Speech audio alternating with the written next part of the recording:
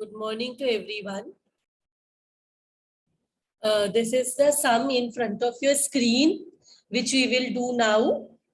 Following trial balance was extracted from the book of Zakaria Private Limited, which had taken over the business of Mr. Vardhan. इसका business take over किया है Mr. Vardhan का. On what date? 1st April 2012. 1st April 2012 से ये business start हुआ है and company कब incorporate हुआ है? See the date of incorporation. The date of incorporation is 1 July 2012. तो बिजनेस अप्रैल से स्टार्ट हुआ, इनकॉर्पोरेशन 1 जुलाई को हुआ. तो इसके बाद ईयर एंड क्या दिया है? 31 मार्च 2013. So what we will, with this information, we will get the time ratio.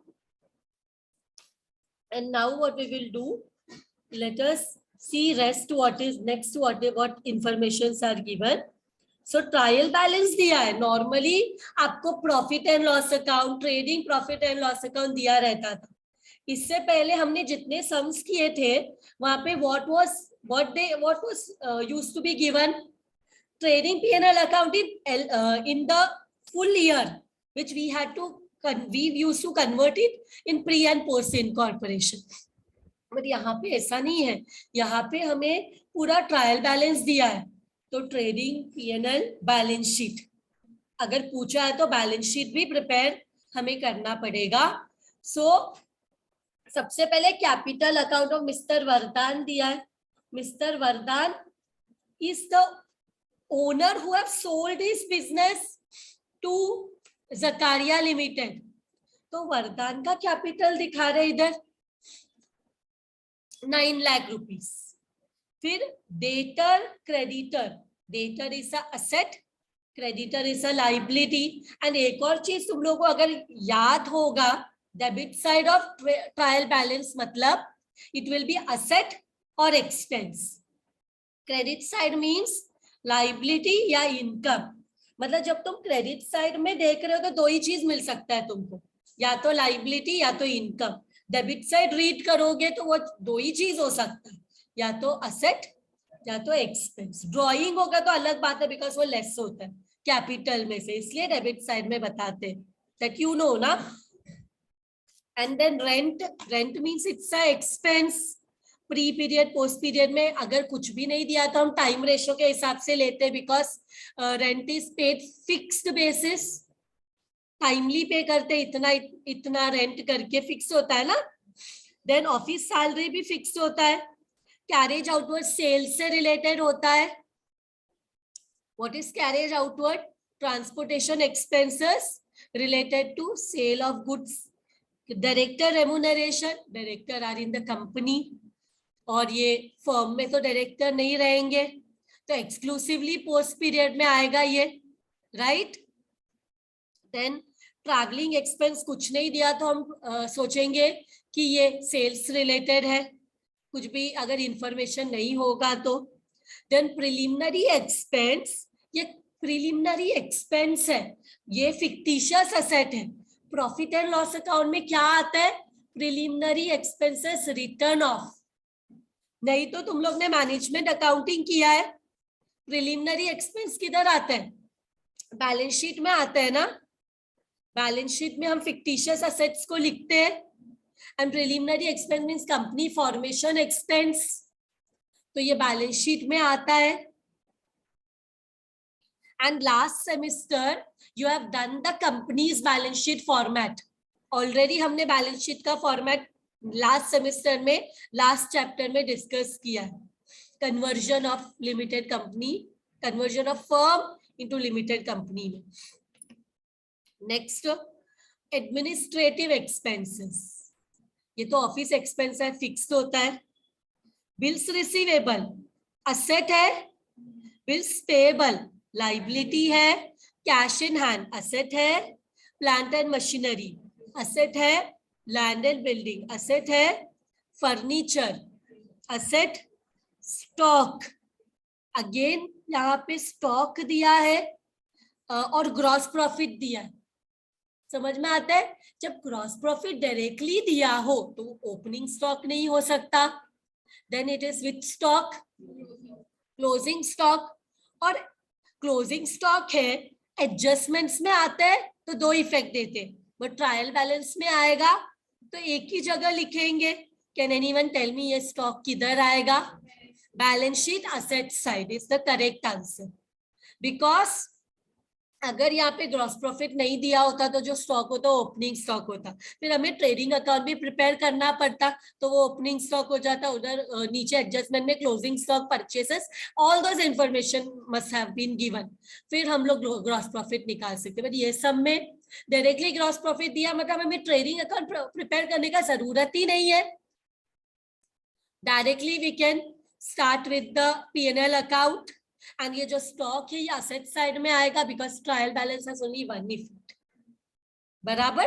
Trial balance में अगर हिडन एडजस्टमेंट्स को छोड़ के बाकी सबका पोस्टिंग होता और एक जगह में उसको लिख देते, पोस्ट करते। बराबर? Further information, gross profit percentage is fixed, turnover is doubled in April, November, December as compare to other months. इसका मीनिंग क्या है? कौन से मंथ का सेल हमें डबल लेना है? Double means 2, April, November and December. What about the rest of the months? 1 लेना है। Correct answer. क्या लेंगे? रेस्ट ऑफ द मंथ्स का 1 लेंगे। सो हमें सेल्स रेशियो आ जाएगा प्री पीरियड और पोस्ट पीरियड का, राइट? फिर हम लोग क्या करेंगे? फिर उसके बाद let us go to the next point. 1/5 of preliminary expense had to be written off. Preliminary expense means company formation expense। ये fictitious asset होता है, ये असेट साइड ट्रायल बैलेंस में मतलब ये असेट में आएगा, फिक्टिशियस असेट। लेकिन 1/5 को राइट ऑफ करना, जो राइट ऑफ करते हैं वो तो P&L अकाउंट में आएगा। राइट ऑफ करना मीन्स कैंसिल करना, मीन्स 1/5 जो भी अमाउंट है इंटू 1/5 करो, अमाउंट आएगा। वो कैसे डिवाइड करेंगे प्री एंड पोस्ट पीरियड में? Preliminary expense, it is company formation expense, कैसे डिवाइड करेंगे प्री एंड पोस्ट पीरियड में प्रिलिमिनरी एक्सपेंस को? Yes, so it will come directly in the post period.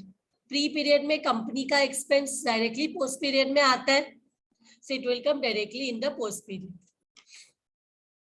Then we have purchase consideration of rupees 10 lakh to be paid by the issue of 80,000 equity shares of rupees 10 each and 2,000 9% preference shares of rupees 100 each. अगर हम trial balance देखते हैं, तो trial balance में देखो capital account दिया है, क्योंकि ये बिगिनिंग ऑफ द ईयर में। देखो यहाँ पे मतलब there is no change. Normally when company has been converted, incorporation हुआ है, तो कैपिटल अकाउंट रहेगा या शेयर कैपिटल रहेगा? कंपनी में कैपिटल अकाउंट नहीं होता, शेयर कैपिटल होता है। तो यहाँ पे ना सेटलमेंट नहीं किया है, नॉर्मली सेटल करना चाहिए ना। तो हम यहाँ पे ना देयर में भी डिफरेंस इन, मतलब इतना कैपिटल है मिस्टर वरदान का कैपिटल है 9 लाख, बट उसको परचेज कंसिडरेशन में कितना पे किया है? उसको कंपनी ने जब जकारिया लिमिटेड ने जब टेक ओवर किया ना, तो कितना पे किया है वो भी देखना पड़ेगा। That how much has been paid. PC कितना है? कैपिटल 9 लाख है, पीसी कितना है? 10 लाख। 9 लाख देना था, कैपिटल तो वरदान का 9 लाख ही था बिजनेस में, बट उसको 10 लाख पे किया न्यू कंपनी ने। तो जो एक्स्ट्रा दिया वो न्यू कंपनी के लिए प्रॉफिट है कि लॉस है? लॉस है। बट क्यों एक्स्ट्रा दिया होगा? गुडविल के लिए। जो भी एक्स्ट्रा पेमेंट मिला है उसको, वो इसलिए मिला है, अबाउट एंड उसको मिलना चाहिए, उससे ऊपर उसको मिला है, तो that is paid for the extra, that X factor ही has created, name and reputation which has made for the business. So जब भी परचेज कंसिडरेशन कैपिटल के एक्सेस में मिलता है तो it is for the goodwill. It is for what? It is for the goodwill. जो वरदान ने उसका गुडविल रेप्यूटेशन बनाया है मार्केट में, उसके लिए उसको 1 लाख एक्स्ट्रा मिला. और goodwill is intangible asset, so balance sheet में आएगा ना इंटेंजिबल एसेट में goodwill 1 lakh. So that will, यहाँ पे there is no interest on PC. PC का इंटरेस्ट रहता है तो क्वेश्चन में रहता है ना, ट्रायल वैल्यू में इंटरेस्ट ऑन पीसी करके अलग से दिया रहना चाहिए था, जैसे हमने देखा था इससे पहले सम्स में. इसमें ऐसा कुछ भी नहीं है. बस हम क्या करेंगे, 80,000 into 10 equity share capital that is 8 lakhs, 2,000 into 100 that is preference share capital 2 lakhs. ऐसे शेयर कैपिटल में हमें बताना पड़ेगा, बिकॉज वरदान का कैपिटल नहीं आ सकता इन द कंपनी. कैपिटल सेटल कर दिया एंड बदले में क्या दिया, शेयर कैपिटल इश्यू किया. Share capital consist of 2 types, equity and preference. Any confusion till here? Then we have traveling expenses are incurred by salesman only. कोई फिक्स्ड ट्रैवलिंग एक्सपेंस नहीं है ये. This is just a information. अगर ये नहीं भी दिया होता तो भी हम ट्रैवलिंग एक्सपेंस सेल्स रेशियो से ही निकालते, बिकॉज ट्रैवलिंग मतलब हम समझते दिस में भी रिलेटेड टू सेल्स. सेल्स के लिए इनकर हुआ होगा. देन ऑडिट फीस आउटस्टैंडिंग है, ऊपर दिया ही नहीं होगा ऑडिट फीस. जरा चेक करें. जैसे audit fees is ₹18,000 for 1st April to 31st March 2013 and is outstanding. Means audit fees जो है वो पे नहीं हुआ है, पूरा आउटस्टैंडिंग है. सो जरा ऊपर देखो ऑडिट फीस का मेंशन है क्या? नहीं है. तो टाइम रेशियो में डिवाइड करेंगे ना, मंथ्स दिया है ना, कब से कब तक का ऑडिट फीस है. So accordingly we will divide between pre and post period. Getting my point? Audit fees they have given na here. It's 18,000 from 1st April to 31st March. Full year का है. So हम time ratio use करेंगे. जितना period firm का है उतना firm में जाएगा, जितना पीरियड कंपनी का उतना पोस्ट में जाएगा. Firm pre post. Rent of office was paid at rupees 2,500 per month up to September. September तक rent per month कितना है? 2,500. And thereafter it was increased by rupees 500 per month. तो rent कितना हो गया? 3,000. 2,500 plus 500 कितना होता है? 3,000 per month. तो सितंबर के बाद हम rent per month 3,000 पे करते हैं. Getting the point? Getting it? 2,500 rent is paid up to September. Thereafter, rent increased by 500 per month. So 2,500 plus 500 is 3,000. Provide depreciation 10% on plant and machinery, land and building, and on furniture. So depreciation is always time ratio. Fixed होता है. किसी भी asset कभी purchase किया है, ऐसा नया purchase किया है, कुछ भी दिया नहीं है, मतलब तीनों को फुल ईयर का डेप्रिसिएशन आएगा. Correct. So what we will do, we will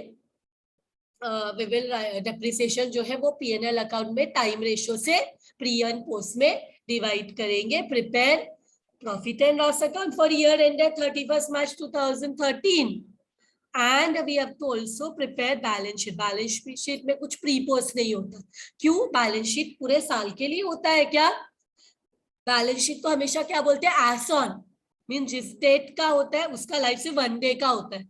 balance sheet का लाइफ 1 डे का होता है एंड वो ईयर एंड में प्रिपेयर होता है. सो कोई ऐसे बैलेंस शीट में कोई प्री पोस्ट कॉलम नहीं आएगा. बैलेंस शीट में क्या आएगा? Liabilities and assets. And we will be doing it as per companies format, because company में कन्वर्जन हुआ ना.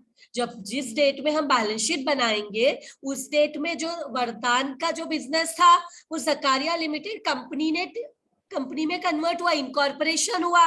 मींस कंपनी के फॉर्मेट में कंपनीज एक्ट 2013 के हिसाब से we will be preparing the balance sheet which we have already done in this format in the last semester. Same format we will be using it. Notes to account अलग से prepare करना पड़ेगा. जिसको चाहिए जरूरी है उसके लिए. Please pay attention everyone, you will understand. If you pay attention you will understand. So हम लोग क्या देख अभी, लेट अस सी. सबसे पहले तो हमें पोस्टिंग करना है. तो अभी के लिए क्या करते हैं, let us do the balance sheet बाद में प्रिपेयर करेंगे. अभी जितने भी प्रॉफिट एंड लॉस अकाउंट का दिया हुआ है ना, वो ही पहले कर लेते हैं. ठीक है, प्रॉफिट एंड लॉस अकाउंट का जो भी इंफॉर्मेशन दिया है पहले वो बना देते. फिर बाद में हम नॉर्मली हम ट्रायल बैलेंस दिया रहता है तो क्या करते हैं, साइमल्टेनियसली दोनों चीजें करते हैं. बट यहाँ पे एक काम करते हैं, let us first prepare the profit and loss account, उसके बाद we will do the this balance sheet. So सबसे पहले तो हमें टाइम रेशियो और सेल्स रेशियो चाहिए.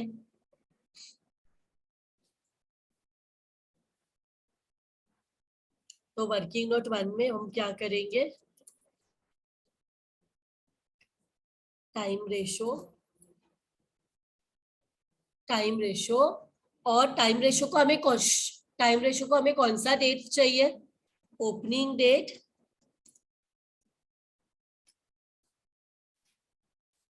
फिर इनकॉर्पोरेशन डेट,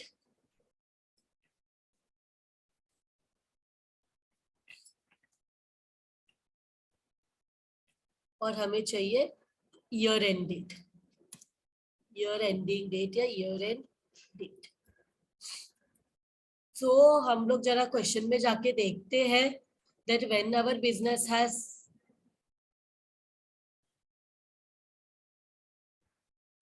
हाँ, तो यहाँ पे 1 अप्रैल को स्टार्ट हुआ है, 1 जुलाई को इनकॉर्पोरेशन हुआ है, 31 मार्च को ईयर एंड है. So let us right here,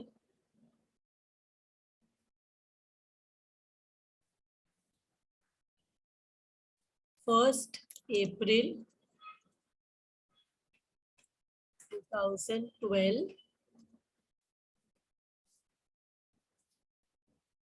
and 1 जुलाई है ना,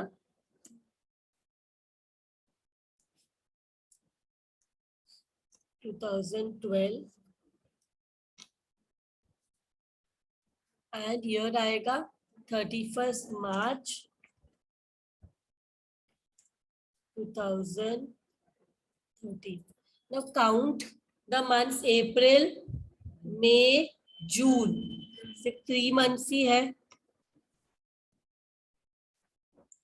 और जुलाई, अगस्त, सितंबर, अक्टूबर, नवंबर, दिसंबर, जैन, फेब, मार्च, 9 months है. सो ये क्या टाइम रेशियो हो जाता है, 1:3. फिर इसके बाद हम लोग आगे जाने से पहले हम सेल्स रेशियो भी निकाल के रखते हैं. कुछ भी डिविजन बाइफोकेशन करने के लिए हमें क्या पहले चाहिए होता है, ये 2 रेशियोस इंपॉर्टेंट होते हैं. तो ये दोनों हम निकाल देते हैं, कैलकुलेट कर लेते हैं. So now I want month से ना डबल सिंगल ऐसे दिया है ना,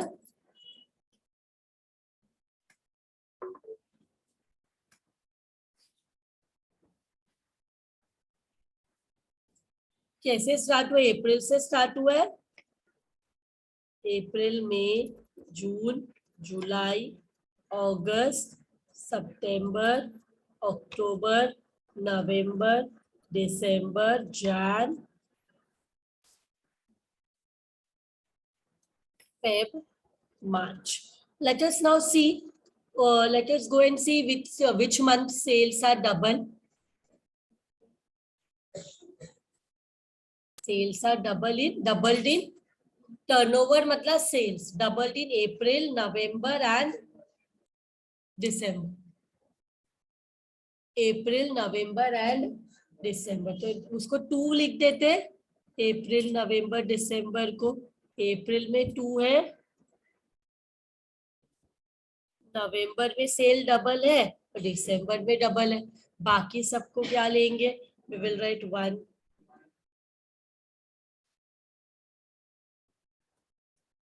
अब इनकॉर्पोरेशन कभी हुआ, यहाँ से इसको जरा हाईलाइट कर लेते हैं. So we remember यहाँ से हमारे incorporation है. So count pre-post में how many months, how many amount you are getting?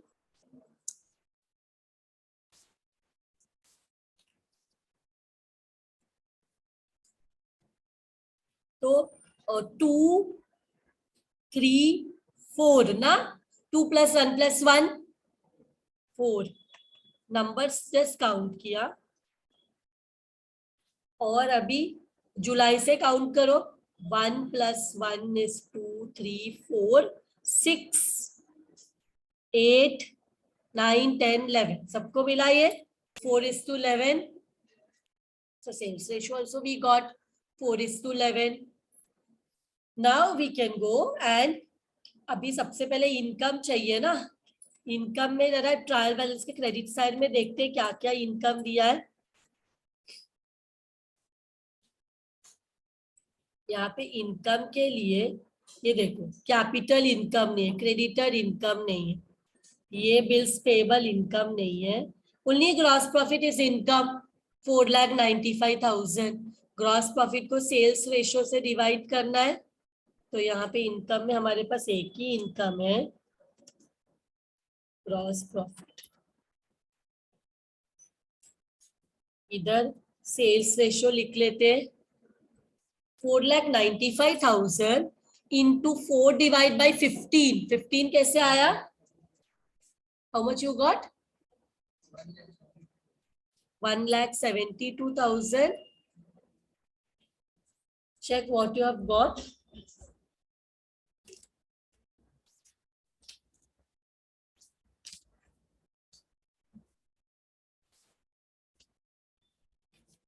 Next कितना? 1,32,000 आया क्या?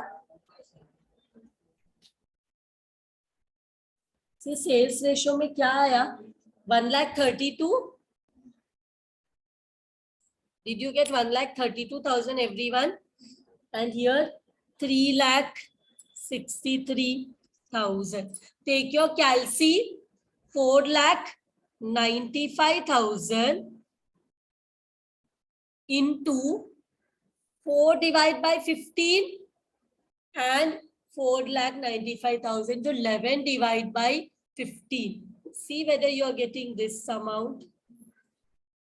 This amount.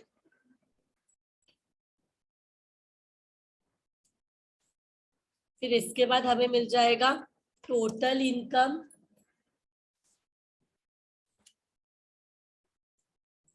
Total income how much it is? 1,32,000 and 3,63,000. How you will get? 4,95,000 is the gross profit into 4 divided by 15. 4:11 is the sales ratio. 4 + 11 is 15. So 4,95,000 into 4 divided by 15. 4,95,000 to 11 divided by 15. See whether you are getting these answers. Then we go to expenses. So let's expenses.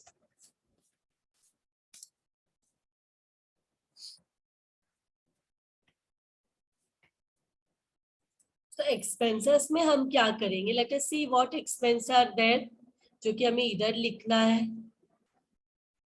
तब expenses में हमारे पास इधर सबसे पहला expense is rent 33,000.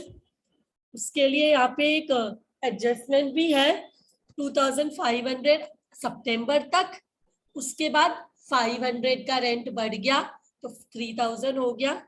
तो सबसे पहले इधर रेंट है और रेंट के लिए let us do a working note number 3.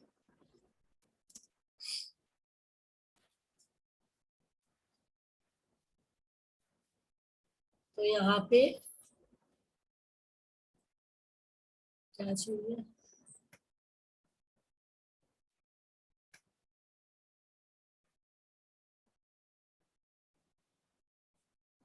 इधर आई विल राइट रेंट.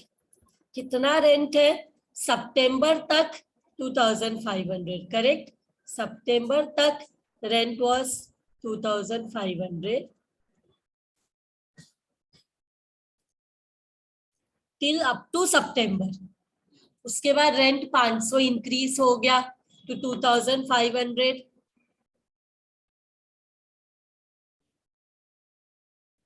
तो 2500 प्लस 500 इज 3000 ना।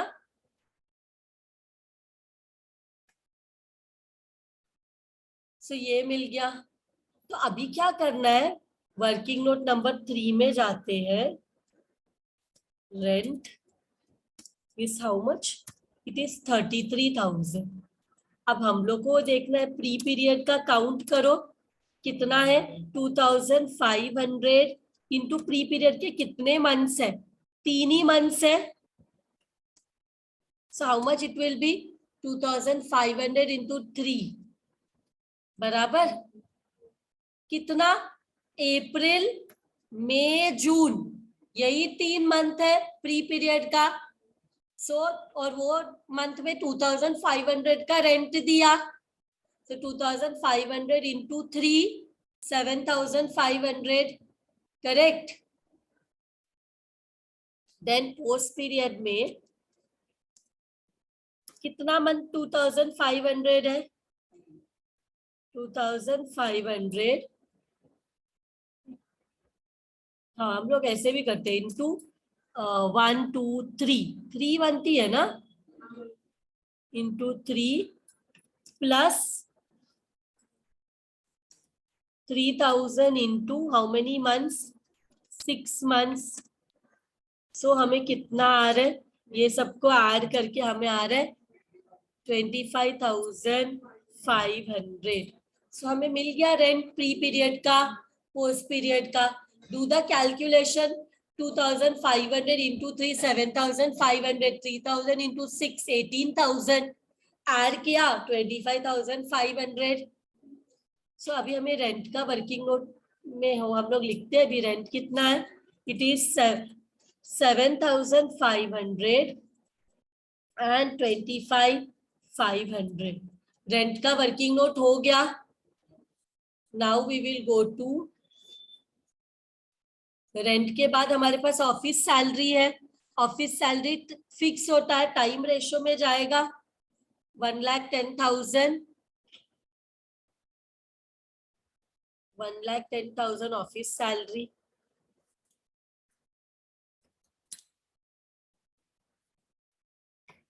एंड यहाँ पे देखो टाइम रेशो कितना है, 1:3। सो टाइम रेशो में 1 divide by 4, 3 divide by 4, 1:3, 1 + 3 is 4। तो 1,10,000 को करो कितना आ रहा है, 127,500 and we have 82,500।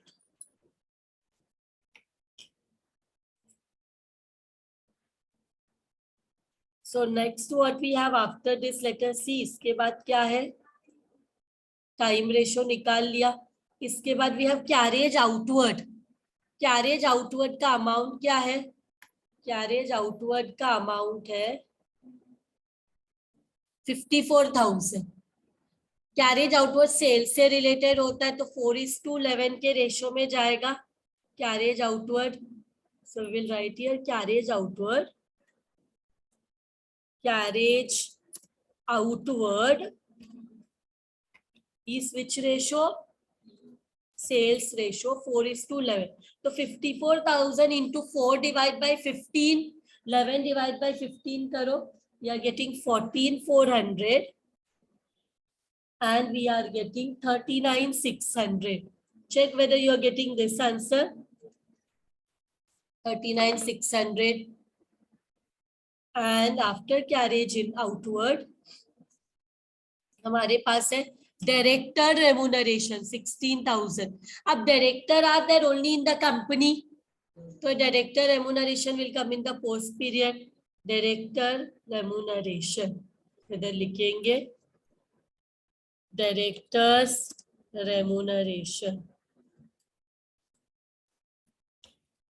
directly we will write here post period and it is 16,000।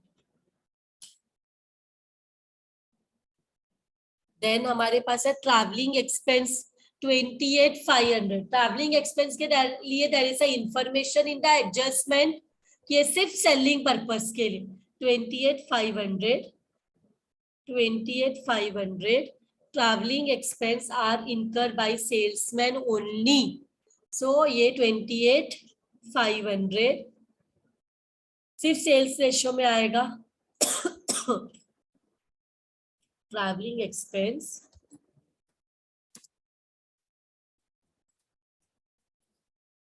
Sales ratio. तो ट्रैवलिंग एक्सपेंस का आया 7,600. 7,600 कैसे 54,000 है ना. 54,000 नहीं sorry 28,500 into 4 divide by 50 and 28,500 into 11 divide by 15 we get 2,900. Next what we have preliminary expense. But ये पूरा का पूरा इधर नहीं आएगा. Preliminary expense is a fictitious asset और ये ट्रायल बैलेंस है. ये प्रिलिमिनरी एक्सपेंस रिटर्न ऑफ नहीं है. जो यहाँ पे जो आएगा प्रॉफिट एंड लॉस अकाउंट में it will be preliminary expense written off. Preliminary expense is 15,000. So we will write here. इधर we will first write preliminary expenses written off. Question में क्या बोला है, कितना राइट ऑफ करना है. so क्वेश्चन में they have told कि 1/5 of the preliminary expense are to be written off. 1/5 total 15,000 है. तो यहाँ पे 15,000 डिवाइड इनटू 1 डिवाइड बाय 5. हाँ एंड ये तो प्रिलिमिनरी तो कंपनी का एक्सपेंस है. So it will directly come in the post period. So 15,000 into 1 divided by 5 we get 3,000. मिला ये answer 3,000. Then we have administrative expense. Administrative expense 1,60,000. Administrative expense. See, administrative expense is fixed expense. So related to time 1:3 में divide करना पड़ेगा. 1 divide by 4. So इधर लिखेंगे administrative expenses. So here time ratio कितना आ रहा है एडमिनिस्ट्रेटिव एक्सपेंस टाइम रेशियो में 40,000 and 1,20,000.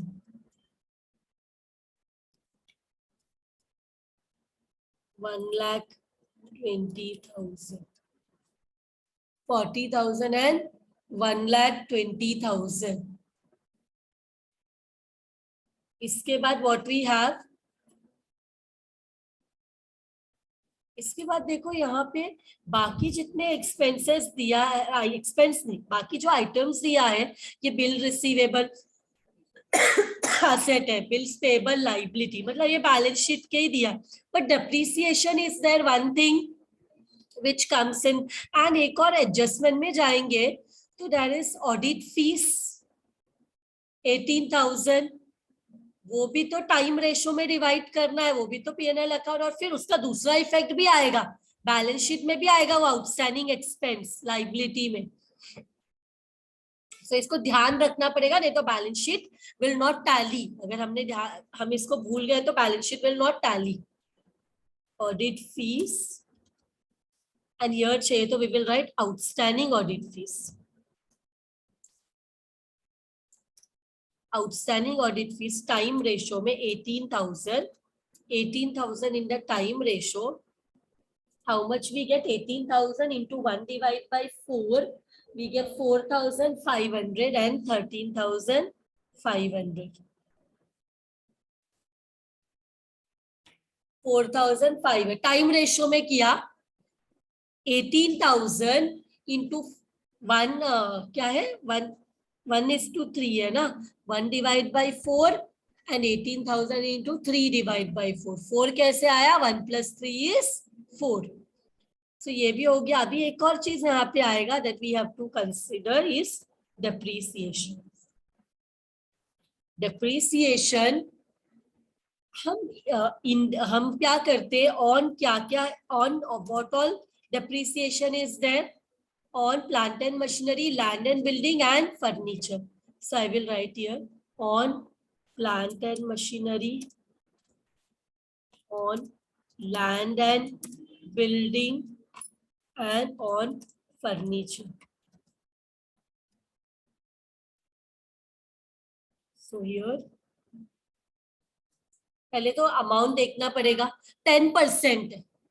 So 2 lakh का 10% is 20,000, 5 लाख का 10% is 50,000 and furniture 40,000 का 10% is 4,000. So 20, 50 and 4,000, इसको हमें क्या करना है, इसको हमें टाइम रेशियो में डिवाइड करना पड़ेगा। चाहे तो इधर लिखने के लिए भी लिख सकते, 2 लाख का 10% is 20 because space is there, so I am writing here. If you will not write also it is okay, because हम ये जब बैलेंस शीट बनाएंगे तो वैसे भी हम ये कैलकुलेशन बताएंगे उधर। 50,000 एंड फर्नीचर का तो 40,000 ही है, 40,000 पे भी 10% depreciation is there, which will be 4,000. Now to 1:3 ratio में डिवाइड करना इजी हो जाएगा बिकॉज अमाउंट इधर सामने ही लिखा हुआ है। You only have to do what? We have to divide it in time ratio. So 20,000 into 1 divide by 4, 3 divide by 4. So हमें मिलेगा कितना, 5,000 and 15,000. So I will write here 5,000. I will write here 15,000. And 50,000 का same ratio 1/4, 3/4. सो हमें आ रहा है 12,500 और आ रहा है 37,500.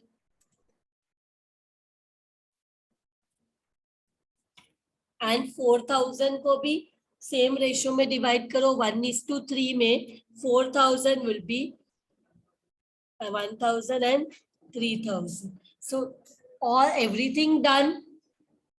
अभी हमने सारे एक्सपेंसेस को रिकॉर्ड कर दिया यहाँ पे, करेक्ट, सारे एक्सपेंसेस को भी रिकॉर्ड कर दिया. Now what we will do,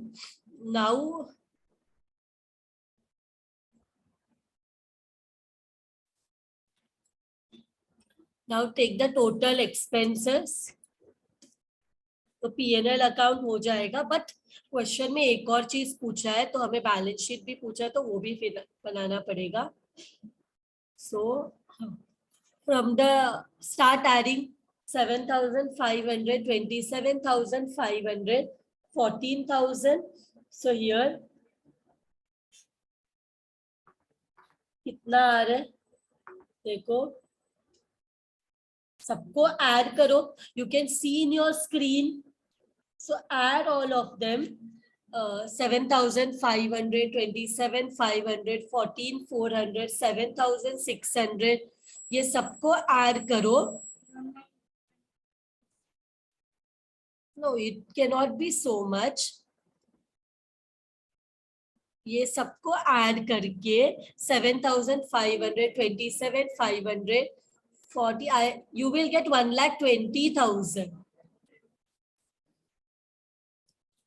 See whether you are getting this amount. This side का, प्री कॉलम का बोला मैंने, पोस्ट कॉलम का नहीं, प्री कॉलम का.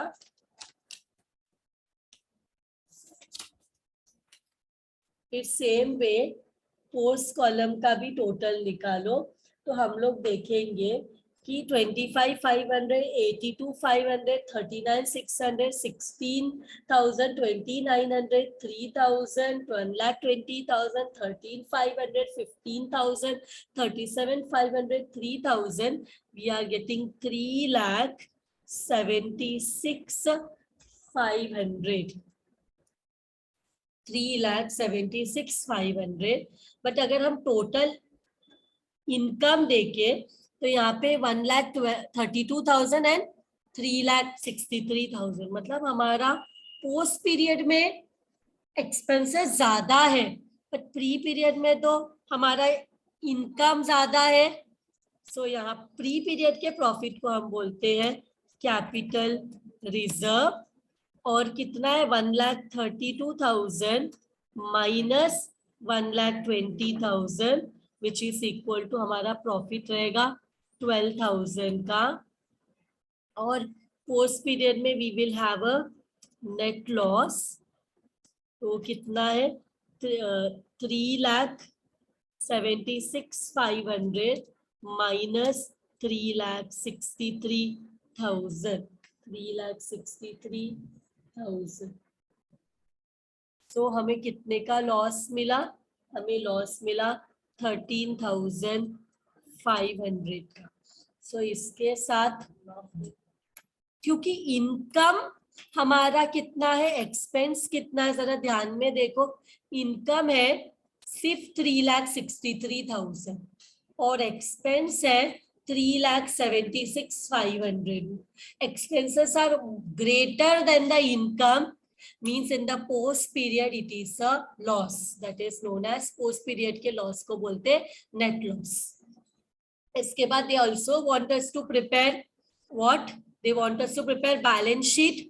तो ये करने से पहले ना परचेज कंसिडरेशन का जो डिफरेंस है वो निकाल लेते, बिकॉज यहाँ पे कैपिटल है 9 लाख, वरदान का कैपिटल है 9 लाख और पीसी है 10 lakh. So here we have to find out the difference. So I am going here. Fifth one,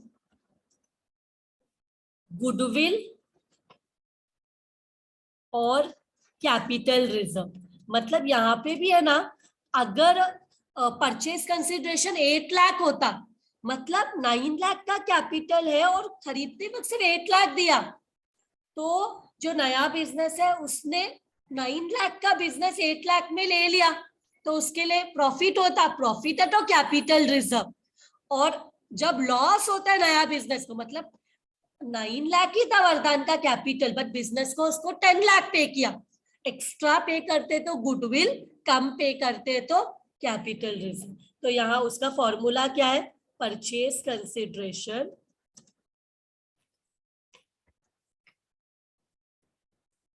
minus capital of the proprietor.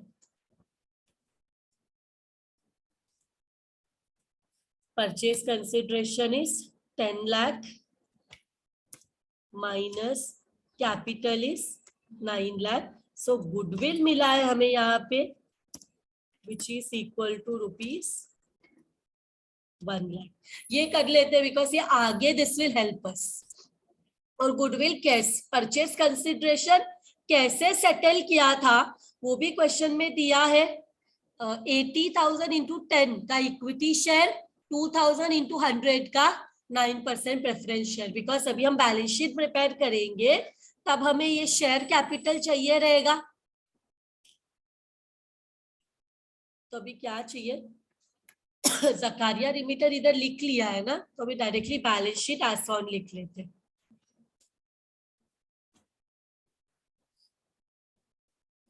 Balance sheet as on 31st March 2013. 31st March 2013. And if we want, we can here also write down Messrs. What is the name of the company? Zakaria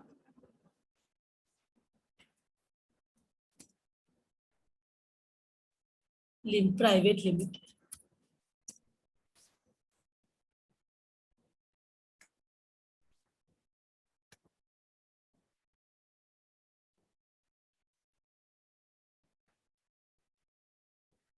तो here सबसे पहले balance sheet को हम कैसे, balance sheet को क्या बोलते हैं हम, इक्विटी, ये कंपनी का बैलेंस शीट है। रिमेंबर हाउ वी इसको कैसे रेफर करते, इक्विटीज एंड लाइबिलिटीज। इसको कैसे रेफर करते, इसको ए बी नहीं, इसको रोमन वन में इक्विटी एंड लाइबिलिटीज, इसको क्या बोलते, इक्विटी एंड लाइबिलिटीज। इक्विटी मतलब होता है शेयर होल्डर का फंड, मीन शेयर होल्डर का कितना पैसा बिजनेस में है उसको हम बोलते हैं equity. Equity refers to what, equity means share holder fund, share holders fund. Share holders fund मतलब शेयर होल्डर का पैसा। एंड शेयर होल्डर क्या बिजनेस में कंट्रीब्यूट करते हैं, इसमें हम लिखते हैं share capital. And second thing what comes is reserves. Share holders का किस चीजों में हक है बिजनेस में, they have a right on the reserve savings of the business and the surplus, surplus मतलब profit or loss made by the business belongs to these people, shareholders। तो यहाँ पे इसके लिए मुझे नोट्स करना पड़ेगा, note number 1 and note number 2। तो सबसे पहले let us go and notes to account में जाएंगे और नोट नंबर 1 प्रिपेयर करेंगे, दैट इज शेयर कैपिटल।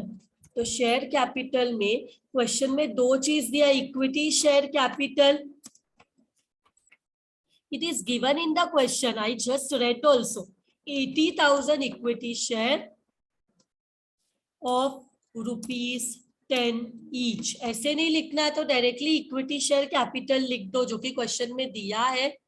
कितना हो जाएगा ये, 80,000 इंटू 10, 8 लाख। 80,000 इक्विटी शेयर है और एक शेयर ₹10 का।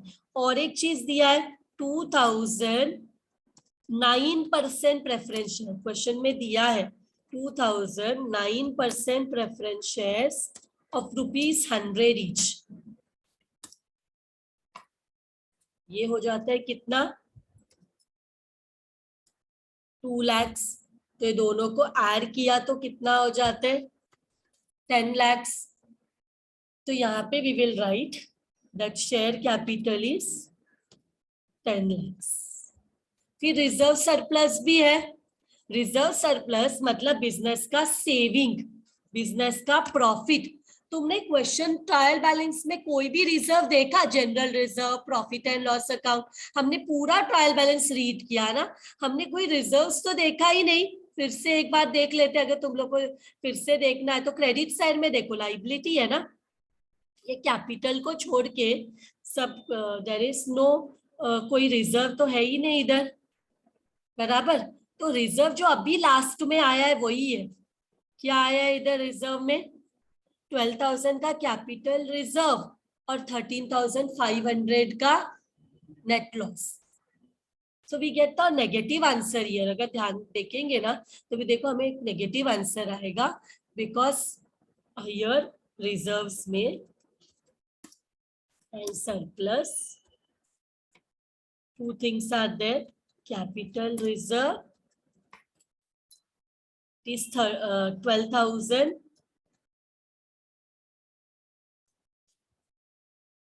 and we have net loss.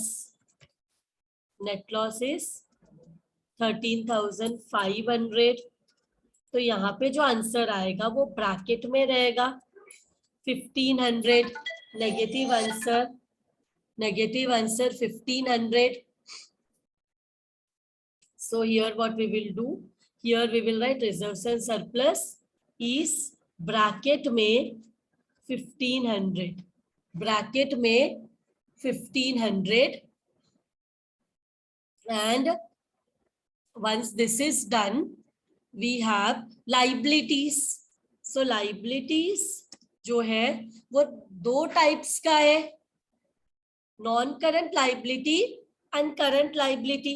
अभी कोई डिबेंचर कुछ है क्या क्वेश्चन में, लॉन्ग टर्म लोन, डिबेंचर्स, ऐसा कुछ है क्या? हमने पूरा क्वेश्चन रीड किया ना, मीन्स कोई non current liability means liability which are of long term nature है ही नहीं। फिर हमारे पास क्या है, हमारे पास सिर्फ करंट लाइबिलिटी है। करंट लाइबिलिटी में क्रेडिटर्स एंड बिल्स पेबल है ना क्वेश्चन में, और आउटस्टैंडिंग एक्सपेंसेस भी है। सो यहाँ पे हम क्या बोलेंगे, trade payable, trade payable is there, creditor bills payable, and we have other current liability. current liabilities में क्या आएगा पता है, there is audit fees ना, audit fees है हमारे पास, outstanding audit fees. so इधर दिखाएंगे outstanding audit fees which is 18,000, and trade payable और creditors, trade payables में creditors और bills payable दो चीज आते हैं ना। तो देखो कितना है, creditor is 1 lakh and bills payable is 21,500। तो नोट में जाके दिखाते बिकॉज एक से ज्यादा है ना। So we will go to the note, we'll go to the note number 3. note number 3 में जाएंगे and we will write note number 3,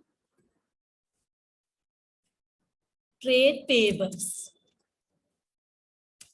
trade payables में creditors and bills payable. creditors is 1 lakh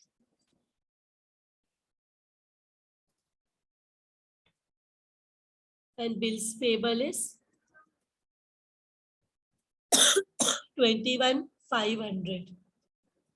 तो ये कितना हो जाएगा, 121,500। तो मैं यहाँ पे लिख देती हूँ 121,500। तो इसके साथ हमारा लाइबिलिटीज तो हो गया, टोटल निकालेंगे तो लाइबिलिटी आ जाएगा।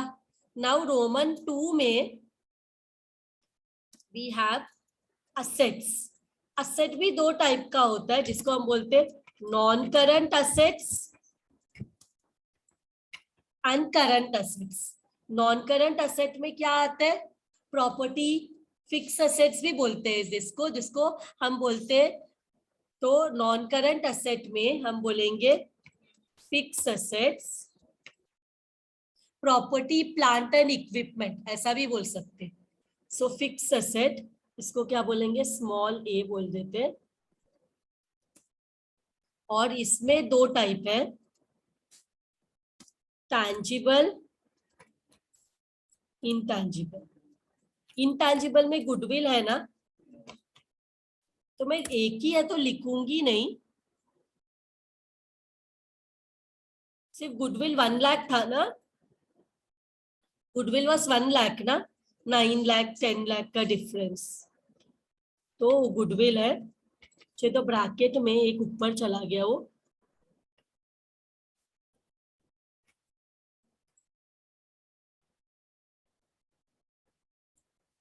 और यहाँ पे हमें शायद नोट नंबर 4 में जाना पड़ेगा बिकॉज एक से ज्यादा है और डिप्रिसिएशन भी है उसका।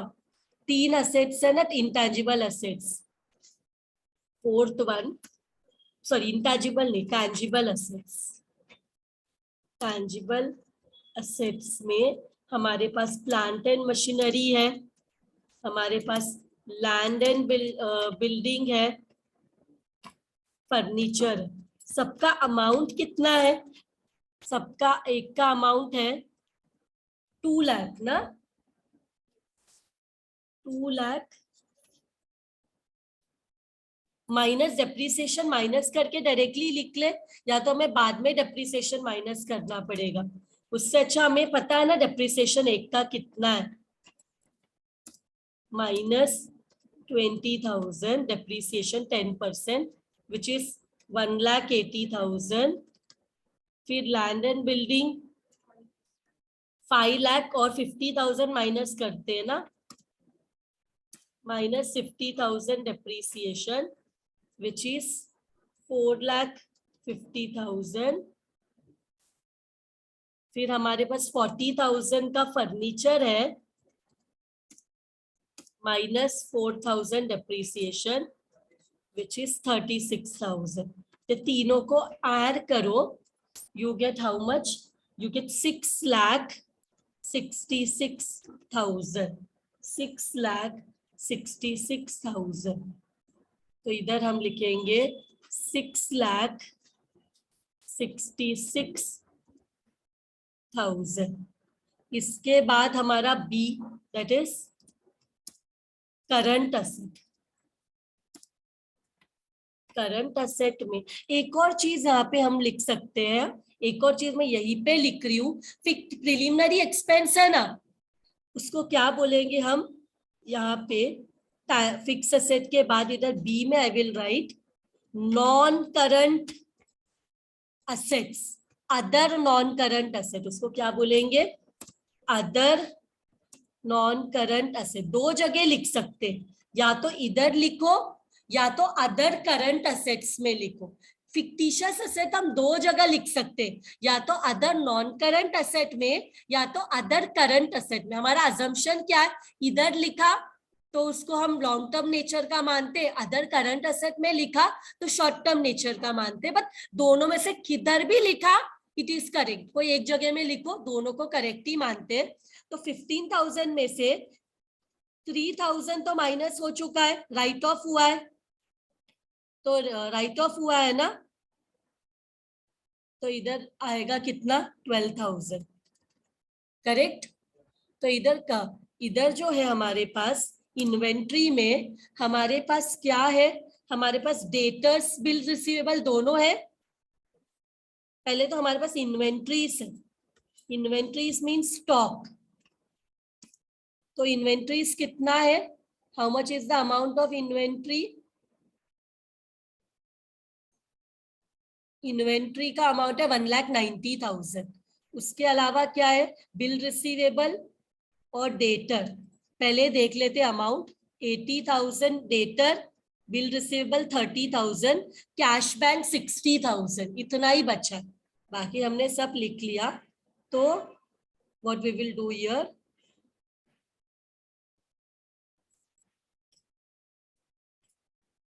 $90,000 stock. Stock is how much? 90,000. 90,000, sorry 1,90,000। Stock कितना है? 1,90,000। फिर हमारे पास है ट्रेड रिसीवेबल,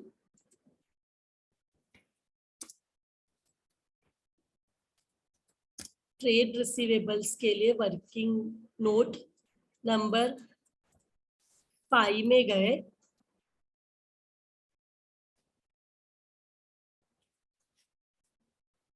देखो एक से ज्यादा होते हैं ना तो हम लोग को एक नोट में दिखाना पड़ता है।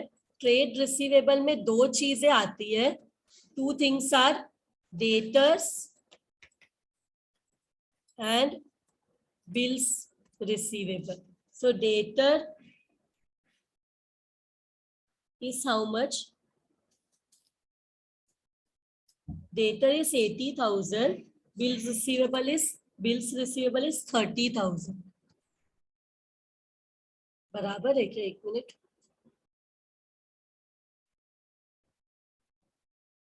हाँ 30,000 and 80,000।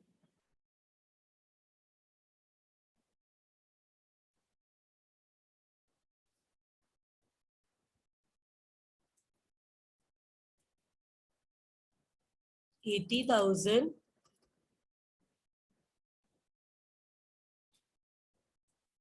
and 30,000 which is equal to 1,10,000।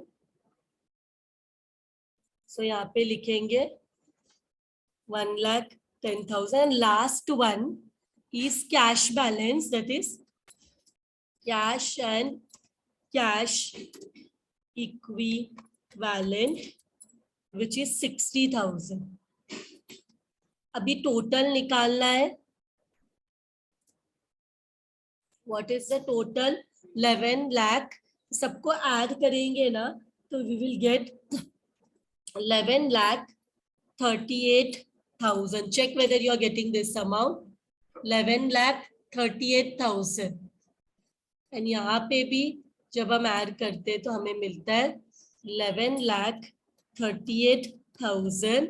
With this, what happens? Our sum gets over 11,38,000.